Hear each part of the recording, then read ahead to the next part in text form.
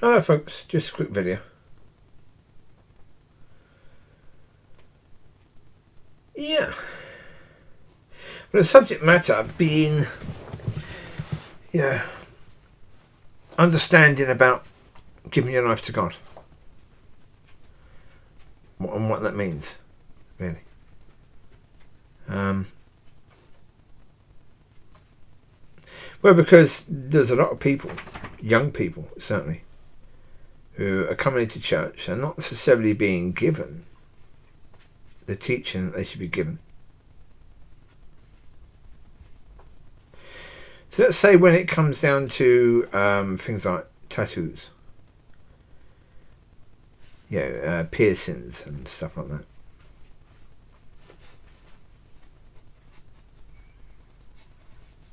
One of the first things to understand is if you are married, then your body does not only belong to you, it belongs to your married partner as well. Because, you become two, becomes one. So therefore, if your partner doesn't agree for you doing that, you shouldn't do it. You shouldn't, because your body belongs to that person as well, not just you. So, okay. If you understand that, then why don't people understand about when they give their life to God? What does that mean?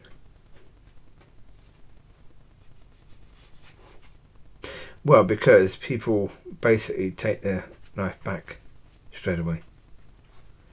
Because, as I say, they don't understand it. And that's why I said you can't let kids say they want to give their life to God, because they can't understand it yet. You have to understand it first and then decide to give it. And most people don't understand it, because when people go into the front in the church to give their life to God, no one actually tells them what it means. Yeah. And so, what does it actually mean? Well, you've got to understand it from, look at it from the point of view of, if you take your life, if you take someone's life, what does that mean? What does a life mean? I suppose that's the point. What does a life mean? It means your past, your present, your future. It means your thoughts, your feelings, your understandings, your loves, your likes, your hates, all that sort of stuff. It means all of that. So, if you give your life to God, then that means your feelings belong to Him. Your past belongs to Him. Your present is His. Your future is His. Your thinking is His. So basically your mind, your soul, your spirit, your body, and everything that exists within and will exist within and will come from that, it all belongs to God.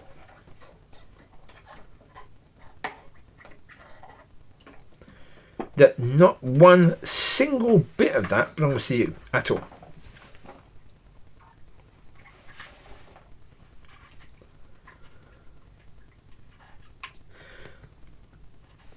Generally speaking, I think if you ask people in church if they understood that as giving their life to God, if they were honest, pretty much 98% of people would say no. They didn't understand that.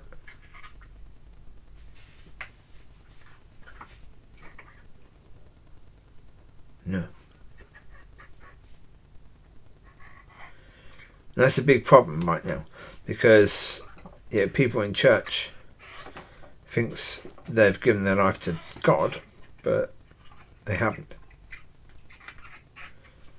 because they didn't even know what that means. So not good.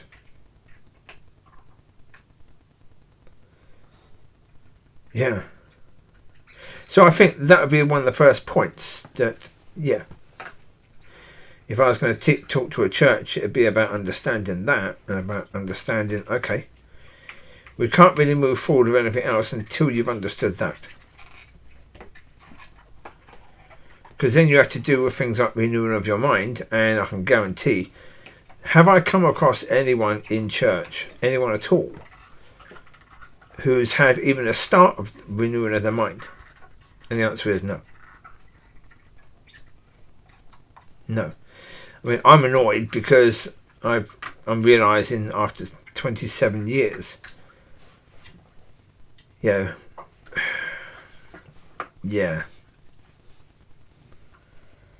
now my mind is being sorted by God now. It takes a lot of time to sort out. But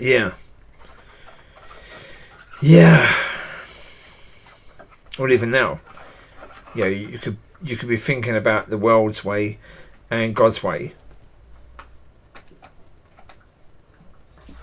I do that all the time. I say to God, okay, you wanted that to happen, so okay, I trust you.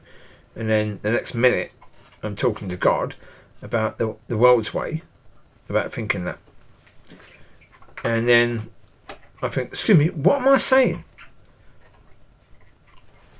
2 minutes ago, I said to God, you wanted that to happen, so I'm going to trust you. And now I'm saying, I wanted it to be done the world's way. Really? Really? Yeah. Okay. Yeah. That's the mind.